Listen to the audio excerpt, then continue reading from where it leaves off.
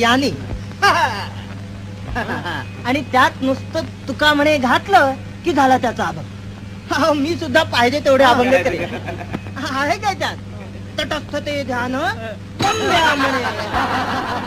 पक्का चोर आहे तो, पण भाव केवढा मोठा आणतो. गळ्यास माळा काय घालतो, काखेत तंबोरी काय घेतो. अहो अशानं का कुठे संत होतो.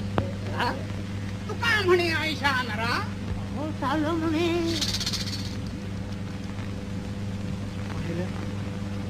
असं होत.